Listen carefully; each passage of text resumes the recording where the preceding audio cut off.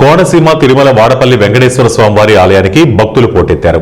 తెల్లవారుజామున తొలిహారతి నుంచి స్వామివారిని దర్శించుకునేందుకు భక్తులు క్యూలైన్లలో బారులు తీరారు.